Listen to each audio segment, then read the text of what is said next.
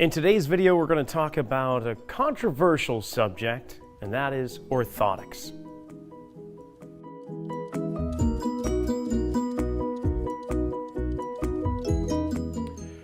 So we're going to talk about orthotics today. I know it's a bit controversial depending upon who you speak to. Obviously, podiatrists are so in favor of it because that is one of the main tools that they use to help take away pain from the body. But if you talk to somebody that's a movement specialist, they may have different opinions. And those are the ones I'm going to share with today. I have 3 issues when it comes to orthotics. First, maybe it's best to understand what an orthotic is for those that have never used them. It's typically a hard plastic-like shell that is placed inserted into people's shoes to help create better arches and better shape to the foot. Many people who have overpronating feet, flatter arches or dropped arches, will favor getting an arch support or be encouraged to do so to help create better shape to the foot. Because much like the Roman arch, in architectural design, we'll see that this is one of the most structurally sound objects to apply weight down onto. Much like your own body weight descending down into the feet, as there's weight or force applied down into the arch, you'll see it going down almost diagonally, dispersing the force throughout the arch. One of the keys, no pun intended, is the center stone called the keystone. It's shaped like an old-fashioned keyhole, and therefore we got its name, keystone.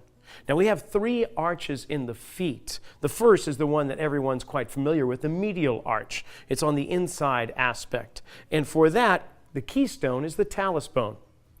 Now on the outside of the foot, we call it the lateral arch. And the lateral arch is not as pronounced, but it's still an arch nonetheless. And the keystone bone for that is the cuboid. And then we have the transverse arch, which goes over the roof of your foot. As you can see, that curved shape here. It's a smaller arch, but maybe a little bit more curved compared to the lateral arch. And the keystone for that is a little bone in the center of the roof of the foot called the middle cuneiform, or intermediate or second cuneiform. And it got its name cuneiform from the ancient stone tablets or clay tablets. It's very similar in shape. So these 3 bones are essential in terms of the structural integrity of the foot. Now, if we placed an arch support underneath, it would help create a better shape to the foot and therefore distribute weight better, perhaps taking away strain on the structure up above. Now, there is a drawback to this approach of using orthotics. And that is, for one thing, it's trying to help maintain integrity of the arches of our feet. But the drawback is when you apply force underneath an arch, what begins to happen is the bones begin to separate or spread out. Much like if we were to try and drive force underneath the bridge, the building blocks would separate and the bridge would start to crumble. Fortunately, having the orthotic constantly under the arch of the foot, the bones, although they pull apart, they don't necessarily fall apart and crumble. But what does happen, much like when you have worn a cast on a broken limb, normally it's only for 6 to 8 weeks or so and you get that cast removed. Do you notice what happens to the muscles in that area when you get the cast off? They've atrophied, they've shrunken, they've gotten weaker. It takes them a while to recover. Now the orthotic is doing the same thing in essence as the cast on a broken limb. It is taking away the need for the muscles that create the arches to actually do their job. So by having an artificial arch support outside of the body, the muscles and tissue, nervous system, and everything else is not getting the stimuli and experience they need to get. And the last point is the foot does not always maintain an arch. It does allow the arch to drop with every step we take. And then as we push off, the arch starts to be created again, and we spring from there, creating a very rigid lever and a platform to spring against. The heel strikes the ground, we absorb the impact by flattening the arch out. So, if the foot is meant to pronate and flatten, equally so to create the arch in a rigid supinating fashion, what would be the outcome if we didn't allow half of that to occur.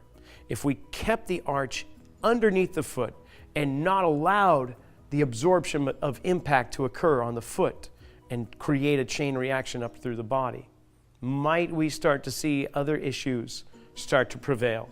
The initial insults or injuries and pain symptoms that they initially came in for and they got the orthotic in the first place may have dissipated or been completely eliminated.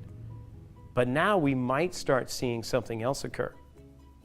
Just a little food for thought. Now, here in the facility, we do use foam wedges to create a better timing sequence for the foot to support and strike the ground while doing exercises. And that allows for proper excitation of muscles or loading of the body in a proper timing fashion.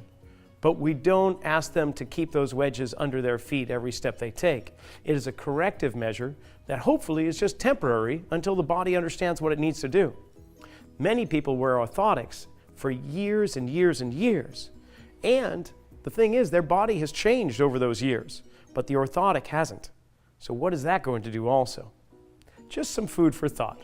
I'm not saying go out there, go into your closet, yank those orthotics out of there. I'm saying get your body to experience life a little bit at a time without it. Get your foot to feel what it's like to hit the ground, soft earth, non-man-made surfaces. See what begins to develop after that. And if you need more help, well, you might want to just set up an appointment and come on in.